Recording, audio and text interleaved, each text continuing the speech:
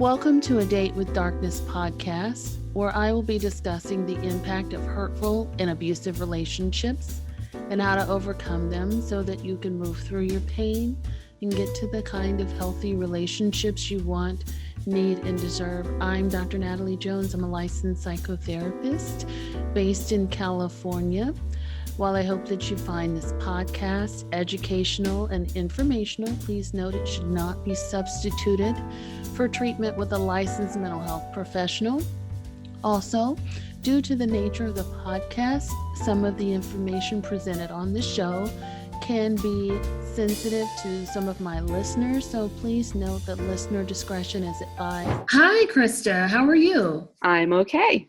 Great. Thank you so much for being on the show. We've been kind of trying to get this worked out for a while, and it's been mostly on my end more than yours. I've had some stuff going on, so thank you so much for coming on. Sure. I'm glad we were finally able to work this out and get you on the show, because I think you have a plethora of valuable information for the listeners.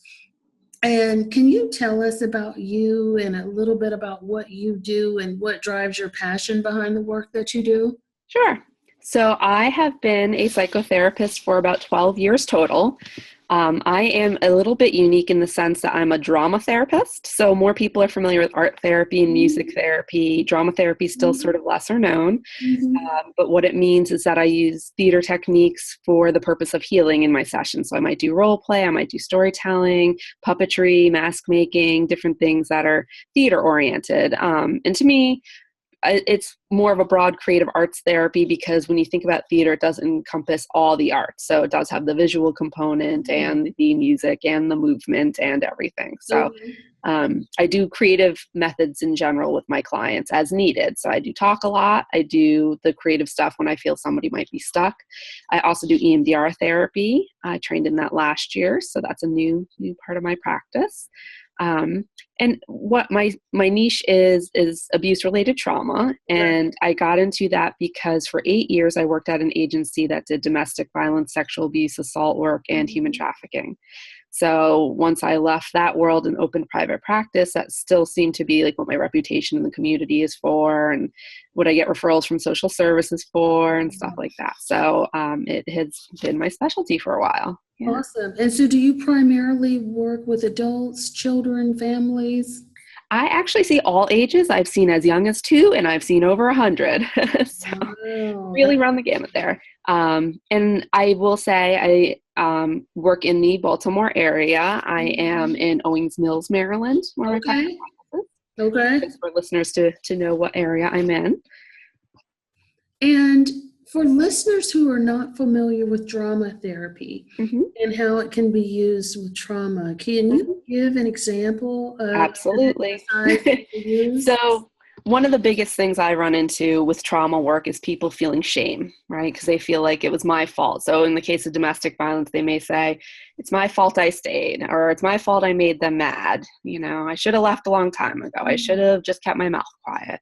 In sexual abuse, you know, I could have said something sooner when I was a child and this person was molesting me. I hear all sorts of shame-oriented things. So a lot of times I'll have people role play in those moments. So I'll say, all right, I'm going to repeat back what you said. I'm going to be you for a minute. And you pick somebody who you feel loves you very much, somebody who's nurturing and thinks the world of you, kind of. So they'll pick like grandma or their spouse, right? Somebody who generally sees them in a super positive light. And I'll repeat back what they say in the same tone and everything. And I'll say, okay, you're so-and-so that you chose. What's your response to me? You know, and it's never, yeah, it is your fault. Right. So it's tapping into that inner wisdom when they role play that gets to a different spot than just talking about it would. So it kind of reminds me of like the empty chair technique. Exactly. Yes, there's a lot of that. Okay, so very good. And for folks that are not familiar with EMDR, can you talk a little bit about what EMDR is and how you might use that in terms of working with folks who have trauma from abusive relationships? Yeah. So EMDR is, it's not only used for trauma, but it sort of became known for trauma work because the science is actually not totally known about it, but what we know about it is what we call bilateral stimulation. So we've got the left and right hemispheres in our brains, and oftentimes they don't always work in sync. And when it comes to trauma, things get jumbled. The best way I put it to my clients is that when you go grocery shopping, you get home from the store, you put your stuff in the freezer that belongs in the freezer. You put your stuff in the cabinets that belong shelf stable wise, right? And you put the stuff in the fridge that belongs in the fridge.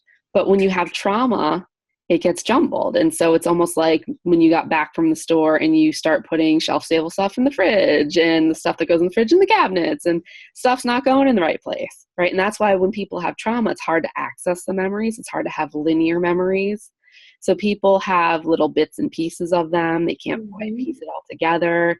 The brain actually gets stuck on thinking it's still in the present moment as opposed to it being a past memory, right? And so in talk therapy, while it's good, a lot of times it has the barrier of not getting to the part of the brain where trauma is stored, or like helping it get to a place where it's processed in a linear kind of complete kind of way.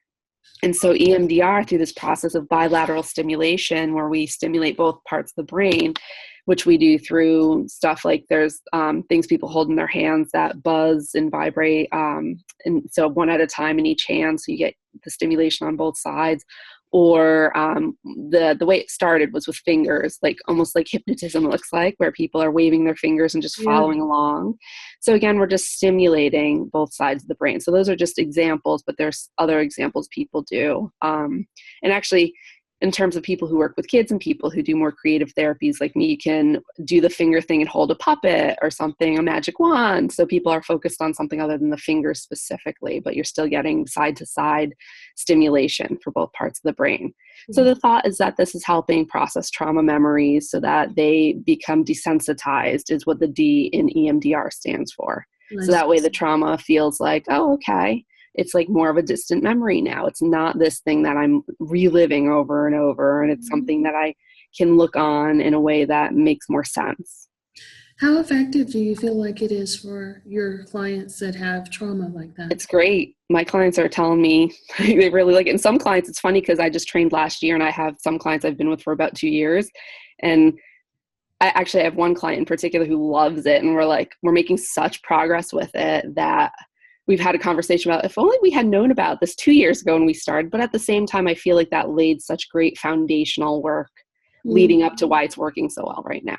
And that's the thing about EMDR I constantly have to explain to people, is it has a reputation of being so good that people seek it out and expect, like, you go in the first session and you do it and you're right, like you're good. It's not like that. It's like any other tool, just like other therapy types like CBT or DBT or mindfulness. Like you use it where it's needed. You know, it's not like a magic formula that's lickety split and right. It's just like, okay, so this is a moment. This seems like it's going to be an intervention that's going to be useful. I'm glad you said that, because I feel like a lot of people put a lot of stock in certain things, and that's kind of like this new age thing that people are just like, it solves everything, or it's like a miracle healer or whatever. So I'm glad that you are pointing that out, that it takes a plethora of other things to kind of go into that to work. Okay, so you're going to tell our listeners about domestic violence today. Yeah. Well, do you want to ask me any questions about it, or do you want me to?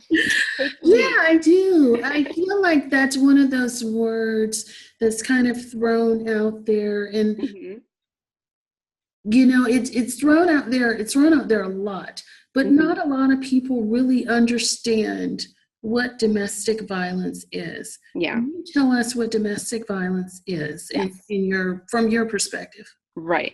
So what I often talk about, I actually do a lot of presenting as well, not just talking about this psychoeducation kind of stuff with my clients, but I do talk defining it in presentations as well. So I break it down as, let's look at those words. We kind of know what both words mean. Domestic meaning at home or in the family is sort of another way to look at it. And violence being aggression and violence, right?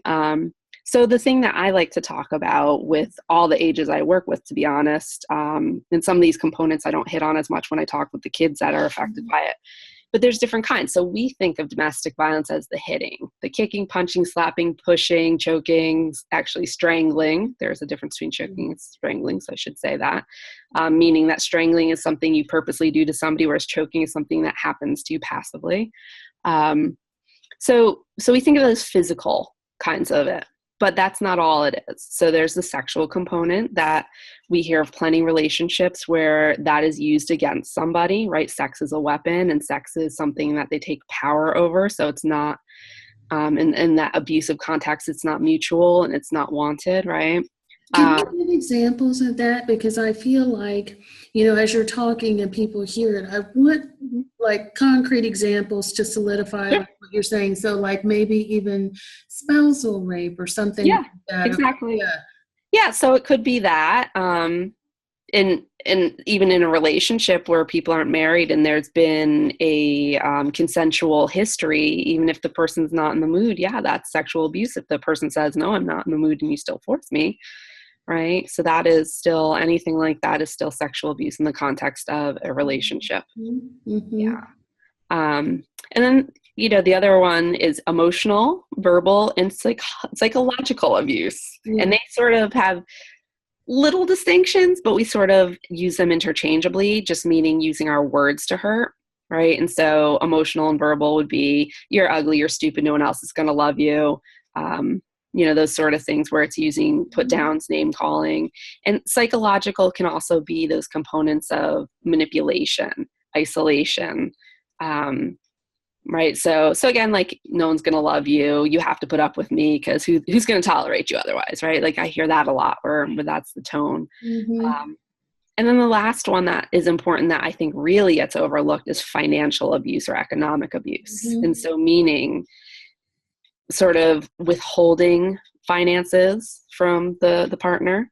I've worked with several women who their partner gave them an allowance, right? Like you're only allowed to have $100 a week. Mm-hmm. I control the credit cards, I control the bank accounts, and I give you this money. So that's an example of that as well. And that's a big one. That's a big one. I've seen, I would say a lot of the families I've worked with throughout the years have not had physical abuse. They've had the emotional, verbal abuse more so, and the financial abuse. Because I feel like a lot of perpetrators are savvy enough to know the legal system can't really do anything about those things. So they abuse in a way that's not going to get them in jail or not going to get them a protective order, right? So it's like they could abuse in all these other subtle ways compared and get away with it. Yeah, and I would agree. And I also think that, there's also this technological abuse. I'm not sure if I'm using the right word, but that's my word for it. Yeah. Or like, and I guess that would be maybe under like the psychological, like there's some things, stalking and different things I guess would fall under psychological. Yeah. Yeah. And stalking and monitoring social media and GPS on your phone and things like that. And for, I'm also wondering if you can also simplify what constitutes domestic violence, because and the reason I say that is because I've had some clients that I've worked with where they will say it's not domestic violence if he or she hit me one time. So I actually have an interesting tidbit I'd like to get into about that. So I'm not going to claim I know. I know with a lot of things go state by state. Like even the word rape has different definitions state by state, interestingly. So I'm not going to claim I know what the like definitive version of domestic violence is. But I think if there's any, I guess, pattern of abuse is maybe what it boils down to. And I'm going to get into this in a minute. So bear with me in terms of the one-time thing. Okay. Because that is a tricky one. Like if it literally happens one time, which is a rarity that it happens literally one time. I don't know how much we want to say I think we can still say abuse, but is it the same classic sort of domestic violence? I guess that's maybe, it's a thinker in terms of it's semantics to me. It's like, it is and it isn't. I would say it is. Technically, like to me, the word abuse. One thing I talk about with clients a lot is the term abuse in terms of addiction as well. So you could abuse a drug and not be addicted to it, right? You could like go out and have like a drug one time and do too much of it. You're abusing it. That doesn't mean you're addicted to it. It's the same thing that like abuse can happen in a relationship one time, right? It doesn't have to be a pattern necessarily. Okay. So I would say that's my sort of gut. I'm not going to claim that I'm the end all be all of it, though. It could be a one-time abuse, but it's still an abuse. Okay. And so Right? what would you say to clients who say that it's only happened one time? Well, I mean, I would have to know the context more so of the relationship in general. But it's something to be weary of, obviously. If it happens one time, then who's to say it's not a potential to happen another time, right? Sure. And so healthier communication in the least is something that I would want to help them work on, and again, needing to know the context of like what led up to it. And again, in a minute, we're going to get into why I say some of this. So one thing else I would like to add before we get into that stuff is that I wanted to clarify too that domestic violence can be adult to adult. So intimate partner violence is one of the terms we use when it's dating violence or marriage violence.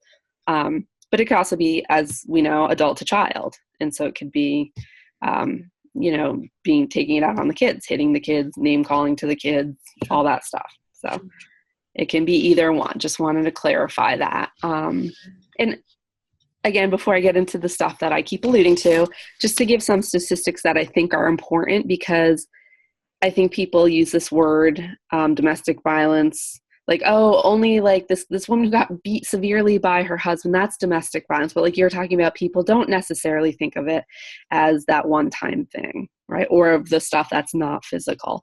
So just to hit home how big of a problem this is in general, some statistics are just 1 in 3 women experience physical domestic violence. 1 in 4 men experience it. And that's something interesting because both personally and professionally I've come across that a lot.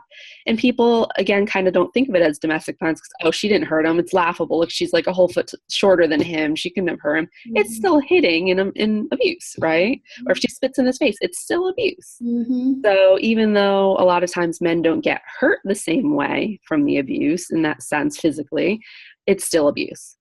So I'm very passionate about that.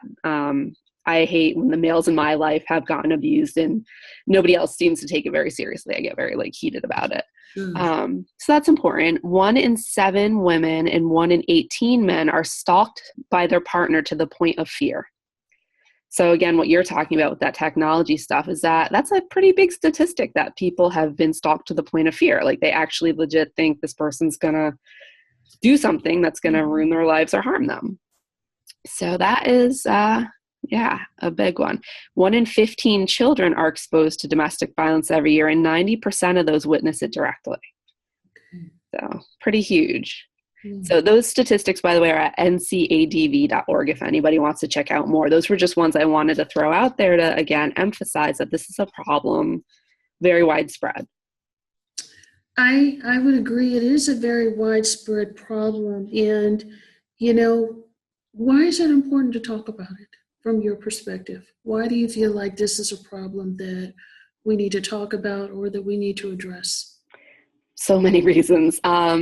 So one is that my experience, again, both personally and professionally, knowing a lot of people who've been abused in one way or another, it's something too many people go through. Nobody should go through it. And so the fact that there's too many people going through is sad. And the fact that it is transgenerational, intergenerational, meaning people who get abused often then either become perpetrators of it or become victims forever and sort of allow it to happen forever, which is, not a good place to be either. I just feel like the saying, a lot of listeners may be familiar with that hurt people saying. And I feel like that, in a lot of cases can be true, whether intentional or not, is that we go around when we're damaged hurting other people, right? And so healthy relationships are a passion of mine because I just know so few people who've actually had a life full of them, It's just really sad that so many people, and we're not taught in schools, I really wish that was something that schools had, and I actually, a lot of the parents I work with will say that, why don't they teach my kid this? Because this is more important than calculus. When am I ever going to use that, right? So yeah, I'm really passionate about that. And the other aspect I think that I'm really passionate about is shame. So I'm one of those big fans. I love Brene Brown and all these anti-shame people. There's so much shame in this world and people feeling alone, and to know that this is a widespread problem and people don't have to feel like, wow, I'm the only one going through this. So I think that's why it's really important to also talk about it openly. Very good. Yeah, and I definitely agree. There's been a lot of pushback, though, where people are they've been really resistant to hearing about abusive situations, or they feel like when we have topics or discussions like this, that it's, kind of fake and phony. One of the things, I'll give you an example. One of the things I just saw recently was Tony, Tony Robbins and the whole misogynistic thing. Yes, the Me Too movement. Yep. And he was just like, Yep. And he's basically saying that, it's, people are just too sensitive now, and they're taking they're taking abusive situations too far. And it's become a situation where you can't even be a human being anymore because you have to be so censored or PC. I just read about that too. So I was like, when you asked me this question, I had it on my mind, honestly, and I'm trying not to go the gender route, because as a female, I'm not going to lie that like, I obviously my experience has been the typical female experience of having a lot of abuse in my own life, even not physically, but like all the other, or at least the, in terms of emotional and verbal and on some level sexual unwanted stuff, so I get it. Like, so I'm definitely a Me Too. I have all of my Me Too moments. And when I read that, I'm like, you are just clueless. So I definitely, I'm an advocate for people. I just know too many of my clients, too many of my friends, that have been through situations that they shouldn't have had to go through. And that's why I think healthy relationships or something should be taught. Right. So when you have someone who's not necessarily Tony Robinson, but you have someone that you're working with that they're not sure whether or not, or they haven't been able to name what they've been experiencing as abuse, how do you help them to identify that? What are the steps we take in helping someone identify and point that out for themselves? A lot of psychoeducation, as we therapists call it, meaning just providing information and helping sort of plug in like where the person relates. So basically everything I've sort of prepared to talk about today is what I go through in that regard. And it's interesting because when I do that with some clients, they will literally say, oh my gosh, it's as if my husband, boyfriend, whoever, like as if they just read this somewhere because this is them to a T. So when I go through that kind of stuff and they hear it in that context, they get it like that. Okay, this is a thing. Wow.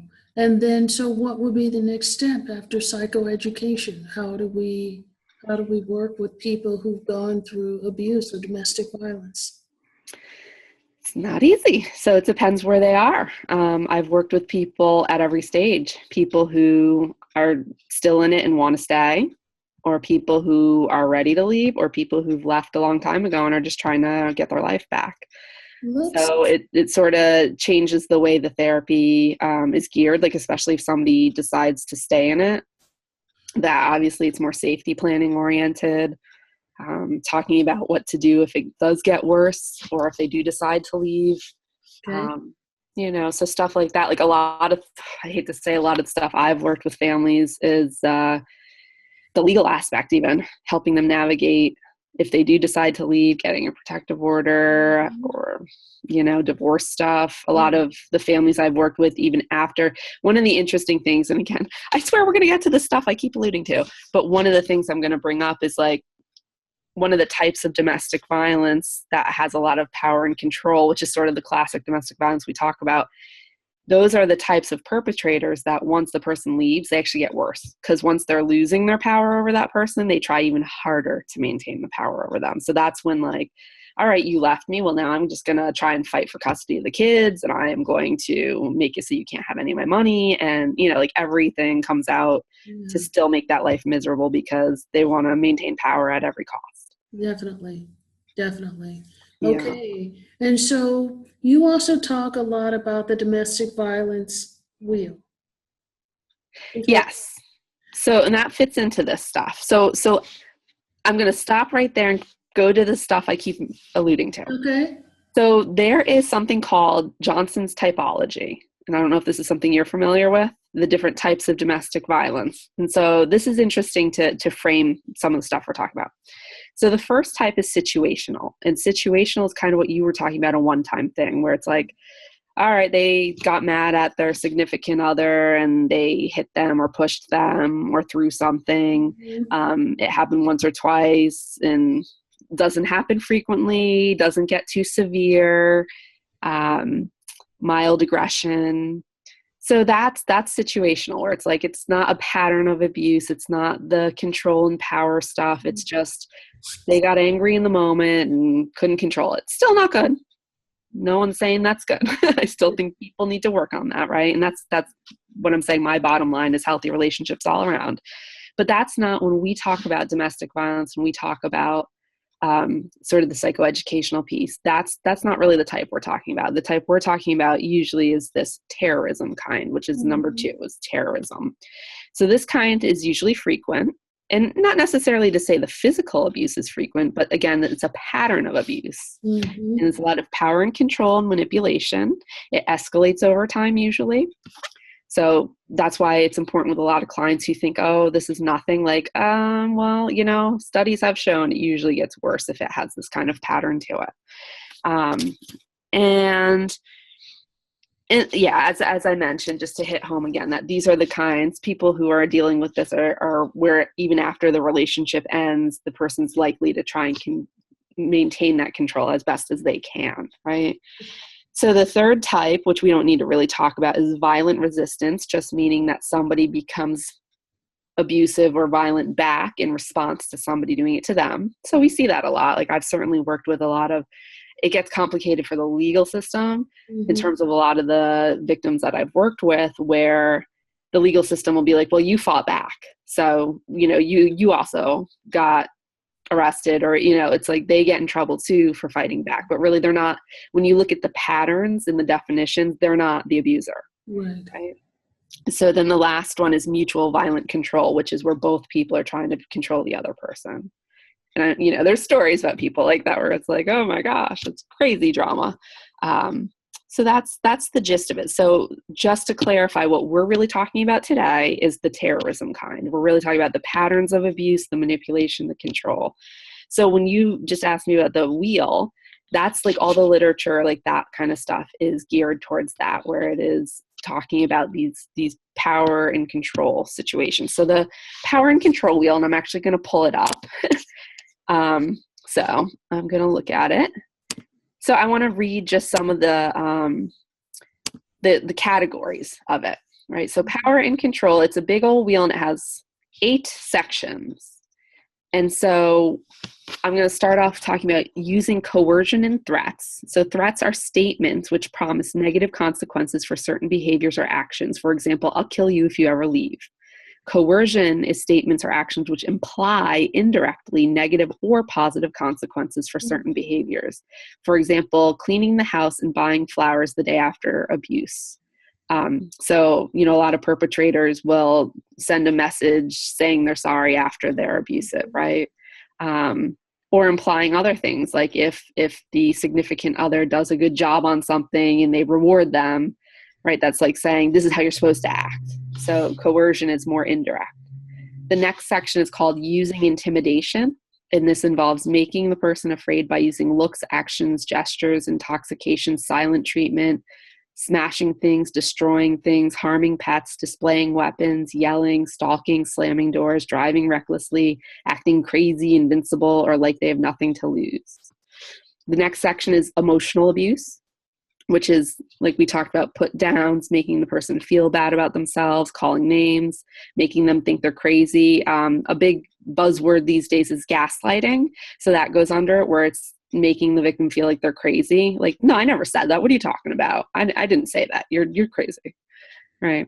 So playing mind games also falls under this, humiliating the person, making them feel guilty, using things against them, comparing them to others, unreasonable demands and expectations, perfectionism.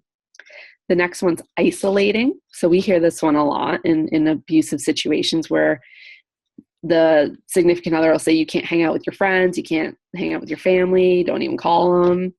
Control access to resources such as birth control, reproductive choices, medical attention, money, education, employment opportunities, friends, family, transportation, phone use, using jealousy to justify actions, embarrassing the person in front of others, kidnapping them, convincing them that seeing family or friends is harmful to the relationship. So the next one's using obfuscation. And for those who don't have as big as a nerdy vocabulary as me, because I like words, but obfuscation is basically obscuring things. So sort of withholding, hiding them. So it's denying, minimizing the existence, severity, or impact of the abusive behavior, blaming or otherwise shifting responsibility for abusive behavior, lying about, concealing, withholding, or omitting information, situations, or behavior to gain an advantage, pretending to be a victim to gain sympathy, support, or allies, or using intoxication as an excuse. The next one is using others, using the children to relay messages, using visitation to harass her, threatening to take the children away, using custody of the children as leverage, abusing the children, kidnapping the children, degrading the person about their relationships, using the person's job, family, friends, religion, etc. as leverage. And the last section is male privilege. So defining what men's and women's roles are, defining what is and isn't important, controlling the decision-making process, making and enforcing self-serving rules, treating the woman as an inferior, acting like the master of the castle.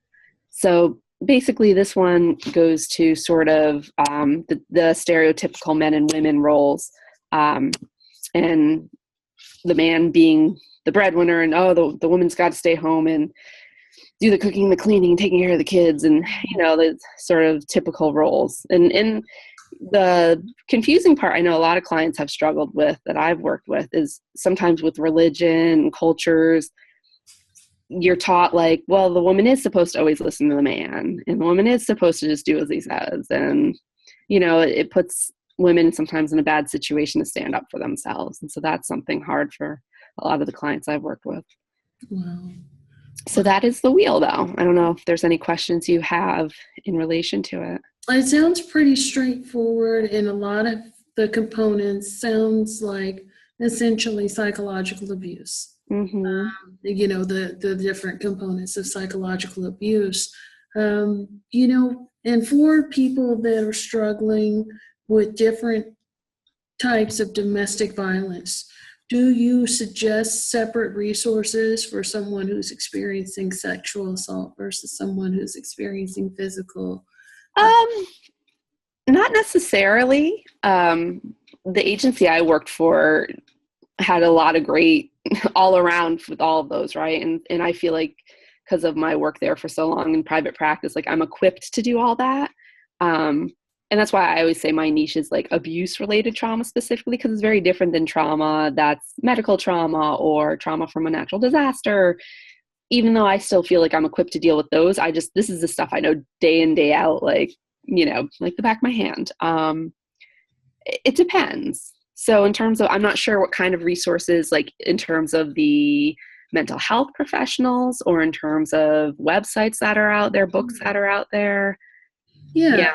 Websites or books that you commonly refer to. Yeah, I guess like I would say that I know different ones for the different things, like especially because I've worked with a lot of men who've been sexually abused, and there's some great resources specifically towards that.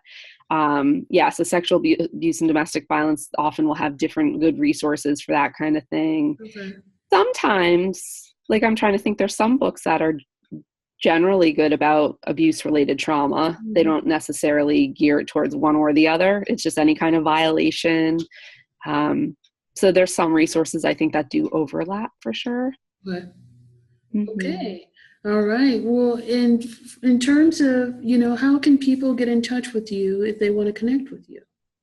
So I have a website, which is my name. It's www.kristaverrastro.com. Mhm. And I do talk a little bit on there about drama therapy and EMDR if people want to learn a little bit more. I have nicely laid out layperson terms on there about how those things look. I do have a blog that I try to incorporate the drama therapy elements, so it's a little creative at times. And I am always focused on self-care and assertiveness and healthy relationships because those are my things. Okay. I just really believe in those things. Yeah. So that's where I can mostly be found. And I do have my website has my social media. I do have Instagram and Facebook for my business. So if people want to see happy quotes and nice little tidbits that are on my brain. Okay. Fair enough. And is there anything that you're working on that people should look out for? Any sort of projects or things that you have coming up?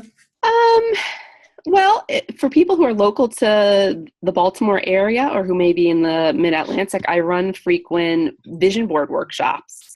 And I do they're not therapy workshops per se, but they're therapeutic. And I mix calming movement and meditation and the drama stuff, and with an actual creation of a vision board, and just to help people look at the future they want and how to get there. So it does often focus on relationships and how to have what they want in their lives. Sounds Yeah. So I good. do on my website, I do keep people posted on that, and people can get on my mailing list to find out when they're being offered. Sounds amazing. Well, thank you so much for being on the show. Sure. Thanks for having me.